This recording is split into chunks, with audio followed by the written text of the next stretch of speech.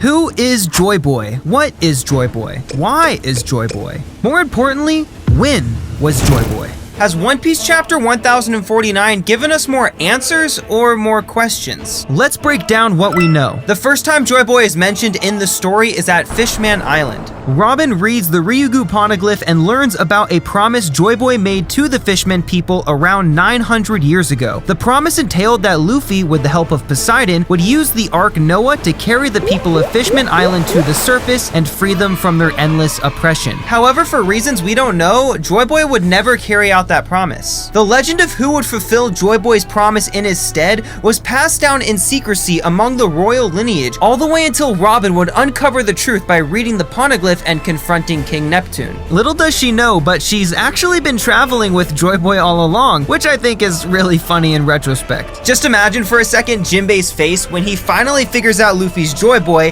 and then he also figures out that Luffy has the Nika fruit, which is the name of the sun god from the other Fishman legend. Like, he's gonna lose his mind. Speaking of that, Who's Who mentioned during his fight with Jinbei that there is a shared legend among oppressed people about the sun god Nika. In fact, it's part of the reason Fisher Tiger created the Sun Pirates. Nika was a figure that slaves would pray to since they believed that one day the sun god would come to free them. The reason why this is so important is because we only found out that Luffy was Joyboy when his devil fruit, the Hito Hitonomi Monomika, was awakened. The Gorosei mentioned that the Nika fruit carries the power of a god, so it's safe to assume that whoever Joyboy was in the distant past probably had this fruit as well. Another thing we learned about Joyboy is that apparently him and Zunisha were like bestest buddies. I'm actually really curious about this because we all know how big Zunisha is now, but how big was Zunisha 900 years ago? Was Zunisha a kid back then, kind of like when Laboon met Brook? I think it's clear that Zunisha would have been too small as a child to hold an entire civilization, so where did the minks come from? Anyway, I'm getting a bit too far off topic, so let's get back to the Joyboy facts. During the Void Century, the person to leave the One Piece was actually Joyboy himself. He not only left behind a tangible and real treasure, but he also left behind a story. A story full of laughter and history. Joyboy's journey is basically Oda's secret file cabinet where he keeps all of the One Piece mysteries that we've been dying to know for years. The most confusing thing about this for me is how did they know Joyboy would return? What sort of omnipotent knowledge or power did the people of the Void Century have to be able to actually determine when Luffy would awaken his devil fruit? At first, I thought it was just them making a prediction based on inherited will and when the next Poseidon would be born, but the more I thought about it, the more eerily specific it became. Think about Toki. She used her devil fruit to travel forward in time in search of Joyboy's return. However, she transported herself over 20 years too early. Obviously, she must have known she was in the wrong period of time because of the whole 9 shadows, wait 20 years Shakespearean poem she read out to Orochi. So how did Toki and the people of the Void Century predict exactly when Luffy would come to Wano? And how did Kaido know that Joyboy would be the one to defeat him? In the latest chapter 1049, Kaido told King that Joyboy would be the man to defeat him. How did Kaido learn this? Is Kaido a part of the prediction made from the Void Century? If so, how did the people from the Void Century learn about Kaido? Was all of this just a product of someone with really f***ing good observation hockey? You see what I mean by having more questions than answers? From what we know of the Void Century and the Ancient Kingdom, their advancements in technology and power were incredible. So much so that the world felt they needed to be eliminated, or so the story goes. Maybe a part of the technological advances that they had included the answers to all of this weird fortune telling. It could explain why Roger wished he was born in Joyboy's time, since the Ancient Kingdom was probably a pretty fun place with super innovative technology. The last little piece of Joyboy related information that we know of is that Odin's logbook has a lot of information about Joyboy. Maybe not enough to spoil the ending of the series, since Odin very thoughtfully ripped some of the most important pages out, thank you Odin, but enough information to help Yamato deduce that Luffy is Joyboy. I mean, if all it took was the information left in that journal and Ace telling Yamato Luffy's true dream to figure out that Luffy was Joyboy and Momonosuke is important, then I think it's very fair to expect a huge lore dump at the end of Wano. Unfortunately, that's all of the current definitive information we have on Joyboy, which is kind of crazy seeing as how we're we're over 1,000 chapters into the story, and Joyboy seems to be one of the most important people in it. And while we now know that Luffy is Joyboy, that still doesn't really answer our first question. Who is Joyboy? It sounds like it does, right? Like, Luffy is obviously Joyboy, but Joyboy has also been stated to be two individuals, a person from the past and of course Luffy. So the answer to who is Joyboy isn't really just Luffy. Joyboy, at least in the way that I see it now, seems to be the one to carry this power or devil fruit. It's a title that can only be gained through the power and will of Nika the Sun God. Luffy was only given the name Joyboy when Zunisha could hear the drums of liberation, signaling that Luffy has finally awakened his Nika powers that the previous Joyboy had, granting him the title of Joyboy. This also kind of leads us into that discussion on whether or not the Nika fruit chose Luffy, or if Luffy's journey is driven by fate or destiny, and if so, what does that mean for free will? Can free will even coexist if destiny or fate is involved? I actually made a video addressing this issue, so if you're interested, you can check it out after this one. Also, if you've made it this far, please consider joining the Alliance by smashing that subscribe button down below and leaving a comment letting me know so I can welcome you personally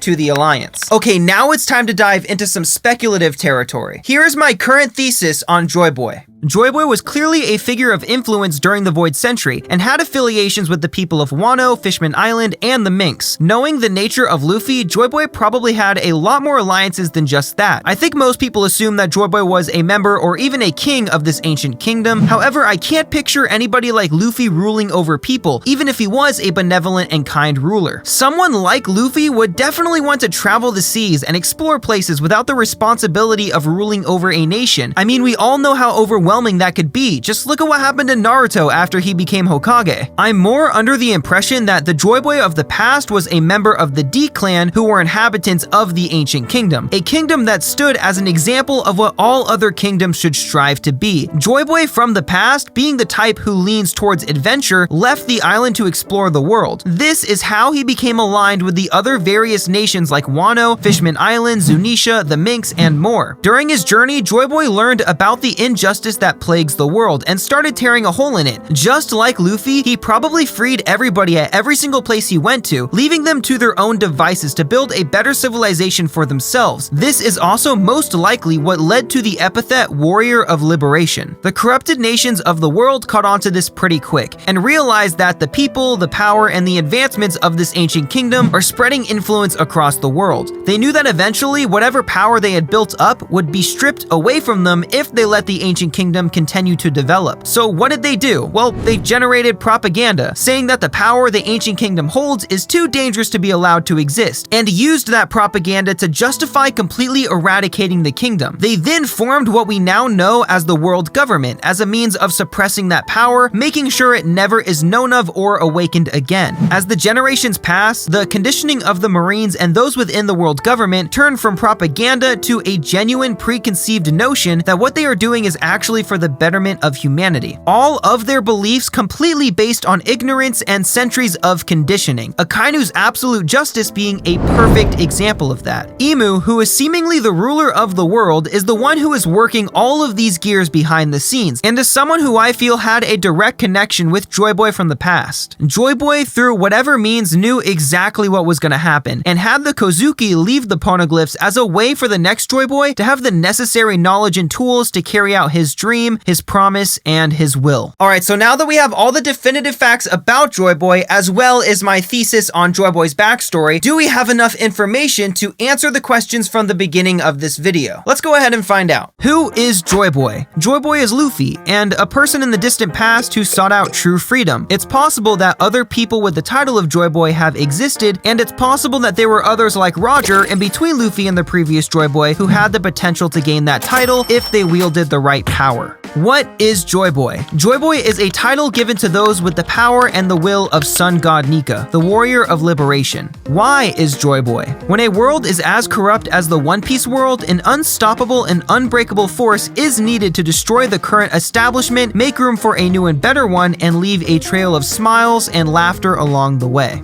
Finally, when is Joyboy? Joyboy is in the past, in the present, and in the future. Joyboy comes when Joyboy is needed. As you can see, the questions kind of bleed into each other, and then the true nature of Joyboy is revealed. Joyboy is literally just Luffy in every single arc of One Piece. He shows up, makes friends, those friends reveal a problem with the system that fucks them over, and Joyboy destroys that system so that his friends don't have to suffer. He encourages people to trust one another, chase their dreams, and build a better world. It's why I don't think Luffy is ever gonna rule over anything, and also why I believe that the last Joyboy wasn't any sort of monarchical king. Luffy, or Joyboy, leaves the liberated people with a clean slate. Yes, everything is destroyed, yes, the current establishment is broken, but you are no longer a slave, you are no longer an oppressed person. Now you can rebuild and make a better world where everyone can eat to their heart's content and no one has to suffer. The question still remains, was Luffy destined to be this godly figure? Well, the answer is yes, and it is no. If you click this video right here, I promise you will understand why.